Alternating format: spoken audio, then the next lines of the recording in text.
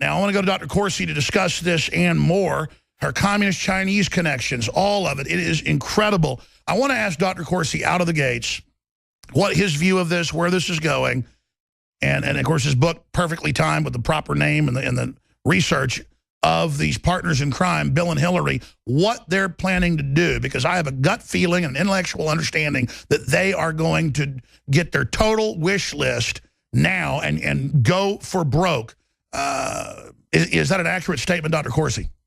I agree with you entirely. I mean, I think what we see today is that the fix is in. I mean, clearly, you've got the FBI. You know, if you listen carefully to Comey's statement, he basically said Hillary committed a number of crimes, that she's guilty of criminal negligence, and yet she's going to skate. She's not going to get indicted for things that normally people like Petraeus and others would have been prosecuted for.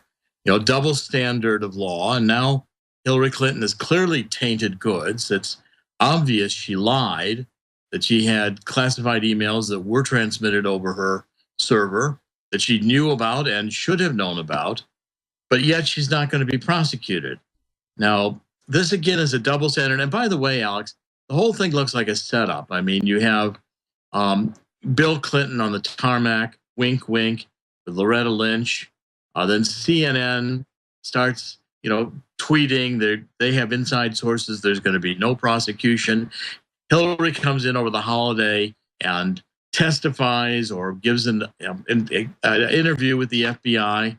And then here we are immediately after Comey saying no prosecution. Hillary shows up in North Carolina, flying on Air Force One with Barack Obama. The whole thing looks as orchestrated as when Candy Crowley pulled out, the speech that Obama gave after Benghazi during the debate with Romney. It looks completely choreographed, and wink, wink. Even Loretta Lynch saying, I'll just accept the recommendation of the FBI.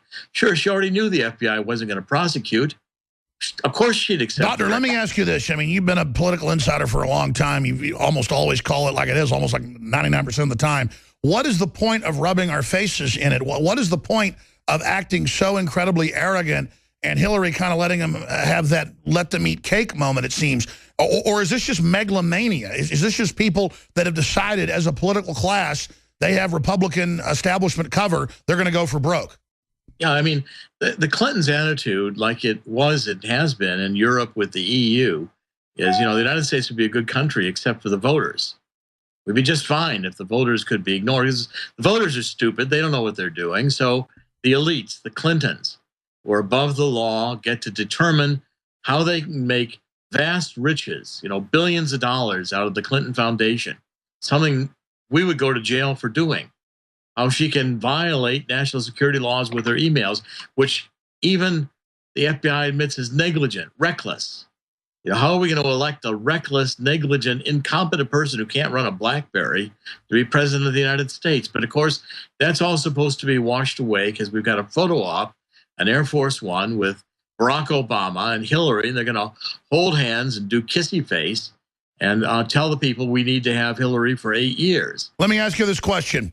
She's claiming she's going to go to the center of elected, but from when I've seen them setting up in their preparations, it looks like the opposite. From your sources and your own political gravitas, if she gets in, what do you expect to happen? Again, my gut tells me leave the country. Well, I mean, first, certainly you're right in terms of that she's going to go more to the left. There's no question about it. I mean, Hillary has had Huma Abedin advisor. She was the one who is, I think, the butcher of Libya. I think you're going to find in coming months that Hillary was the one who destabilized Libya, abused women throughout Libya, let Libya go to the al-Qaeda terrorists. I mean, this has already been clear from the Benghazi investigations we've had, especially the Citizens Commission on Benghazi, made it absolutely clear that Hillary threw Libya to the dogs.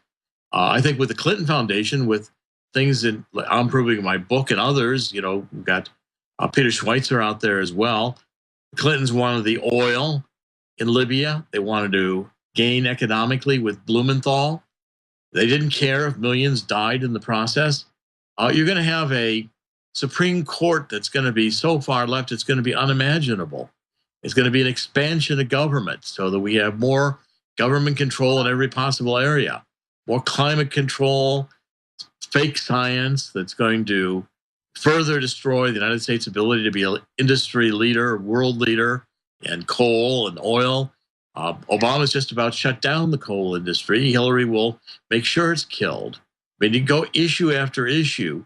And what's going to happen is, and by the way, conservatives, anyone who disagrees with this far leftist agenda is going to be identified as hate crime, will be put in, concentration camps for thought reform.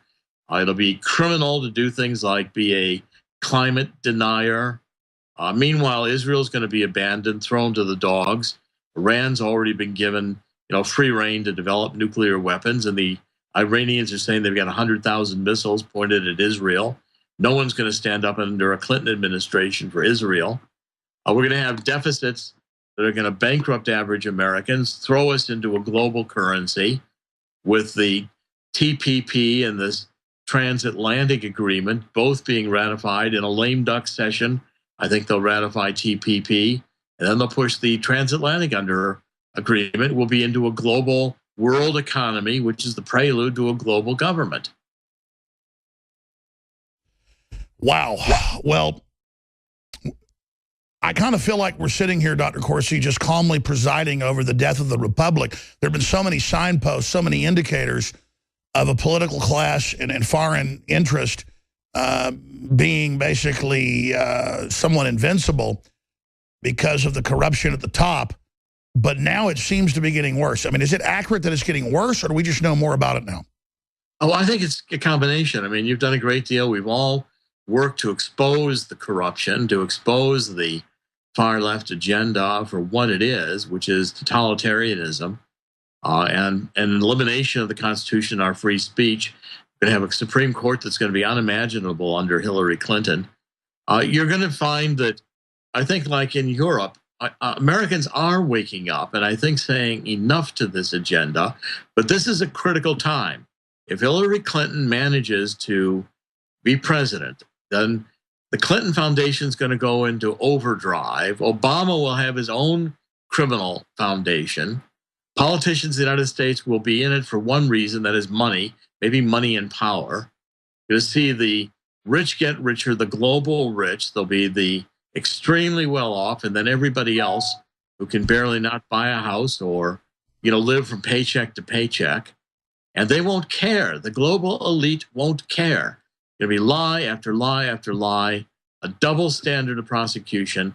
Conservatives will be defined as politically criminals, while the Clintons making millions, ignoring laws with regards to classified information, running their own above the law entirely. So this is a classic totalitarian takeover. And if you just joined us, Dr. Jerome Corsi of WND.com, he's had 3 or 4 #1 New York Times best-selling books. 2 of his books have openly, they say, affected the outcome of U.S. elections. So this guy is not playing games. Partners in Crime is the new book. And while he's talking, I'm being flooded with just backup articles and things that we've seen where they're openly in the Democratic Party platform. Daily Caller reported last week saying they want to arrest climate change deniers. They want to now start arresting people in Canada and the U.S. and Europe that say there's only 2 genders. I mean, this is true totalitarianism with a dumbed-down mass of minions behind it, and it looks like the left, as a kind of fascist global movement with socialism as the political tool at the bottom, exempting themselves from it, are basically attempting a final takeover. So speak to that, sir, and then expand, though. How does the Brexit affect that, though? It seems like that's only getting them to accelerate their timetable. Well, in fact, I think what you see today with, Hillary Clinton being announced by Comey that the FBI is not going to recommend prosecution. Now you're going to see a run, a mad run to the finish line where the globalists are going to try to take over power completely so that they can say the Brexit vote, well, we're just going to ignore it. We're going to slow it down. So they're trying to sew it up. Let's slow it up. We're not going to pull out right away. And then they cause a massive international crisis where, out of fear, Great Britain says, oh, we better rejoin the EU. We better come on back. We don't want to destroy anything. This is the setup to push the United States. And Hillary's the plan. The Bilderberger globalist plan is to do the Trans-Pacific Partnership, the Transatlantic Investment Partnership. This puts us into a global economic one world order that is the prelude to what we're seeing now in the EU, where the EU is finally saying openly that they meant empire. They're going to have their own army. They're going to destroy the individual countries' legislatures. Italy is going to do what the EU wants it to do. That's always been the plan.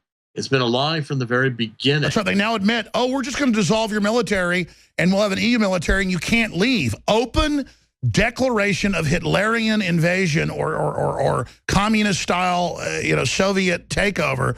I mean, this is classic, and they're doing it so nakedly, I guess because they're in power, and it's the same thing, that will to power historically. Let me ask you this. You mentioned the Bilderberg Group. They had the professor there that invented the term, the precariat, where, oh, we've made everyone precarious to control them. Now let's put everyone on a monthly stipend so everyone's on welfare, so everyone's dependent. Well, we've always known that's the plan with welfare and Cloward and Piven. But as you said, they now came out last week and said, we are an empire. We are totalitarian, we are technocratic, we will take over your military, and we are going to make it where the money you get every month is controlled by us. I mean, that is a nightmare scenario, but it's coming from them. You would write books, I would write articles, exposing these statements to say, look, this is horrible. Instead, they've got the political calculus, Dr. Jerome Corse, of just throwing it in our face. What's the thinking there? Well, I mean, again, I think they're going to run to the finish line naked. They don't care. The things that we were, branded conspiracy theorists and ridiculed by the globalists, now they're publishing openly. The EU has declared it wants to be an empire. And look, this all fits together. The same day, you've got Hillary's not going to be prosecuted. The FBI caves in, admits she broke laws, but who cares? You've got the House going to vote, the House Democrats pushing again for gun control. They're not going to give up pushing for the guns. Freedom by freedom here. So, the elite don't have to face law the way we have to face law. Hillary, she did all these things. She lied. Well, there were classified documents. She lied. She, knew that the documents were classified. They were marked, actually. But that's okay. Don't worry about it because, we can't prove intent. Well, of course you can prove intent. You proved intent on Petraeus for far lesser crimes. She went to great pains to set up this separate email system, and she did it for a reason. The reason she did it was to evade all the government scrutiny, the FOIA requests, and to be able to pad her personal piggy bank with the Clinton Foundation, with all kinds of emails shared between the State Department and the Clinton Foundation, where they could cash in on her various decisions, selling State Department decisions. And of course, all this is just going to be excused. And we're going to be told, by the officials that are there that, this is not we can't prosecute for this. Yes, all these crimes were committed, but we can't prosecute for this. Well, that's totalitarianism. That's the double standard. That's the elite. She's already been crowned part of the elite. She's already been declared president by the Bilderberger Group. Now they're just going to play the show out, the drama. We have the Comey press conference. And now we've got the Clinton appearance with Obama and Air Force One, which, by the way, who paid for? Taxpayers. So here we get this coming on. And now we've got Obama, kissy-kissy with Hillary, and she's going to be promoted as innocent, just pursued by the right wing, while she pushes the global agenda, trade agreements. People don't realize that John Kerry signed the UN's gun declaration while all this was going on. The U.S. Trade Ambassador Froman declared that they were going to pass TP in the lame duck session. The lame duck session when, in between the election and the new Congress coming in. The elite don't give up. And this is the elite today think they've won a victory.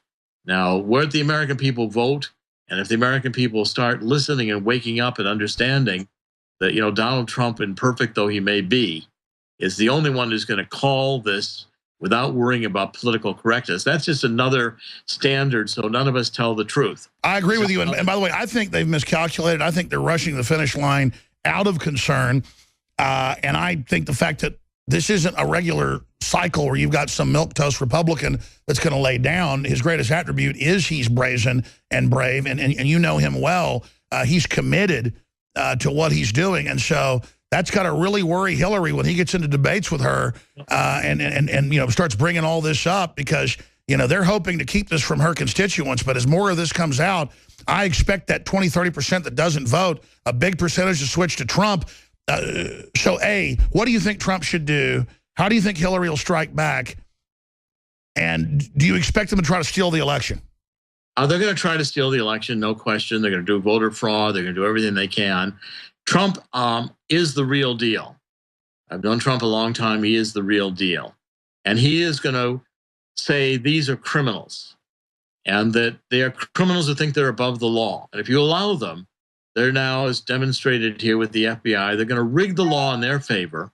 They're going to run the foundation to make billions for themselves, you know, sending defective drugs to AIDS victims in Africa, stealing hundreds of millions of dollars from the UnitAid Fund through the UN, filing fraudulent financial statements for their foundations. I mean, this is the real crime. This is the real stealing. You know, these are two grifters, Bill and Hillary Clinton. They have a trail behind them that stinks to high heaven of criminal activity and getting away with it. You know, no, I didn't really have sex with that woman. No, I didn't really violate any laws with my emails. Well, I didn't really benefit myself all that much from the Clinton Foundation. All lies. And this is the beginning. The American people don't understand. Go with Donald Trump, saying that she's crooked, the system is rigged, it's time to stop it. You know, Thomas Jefferson was right. Every now and then, the elite just need to be thrown out. And this is a time when if the elite win now, there won't be a reversal of their control, domination, and push to totalitarianism. And we're not being rhetorical here. We're not, you know, engaging in rhetoric. We're not hyping this. This is cut and dry what we're facing.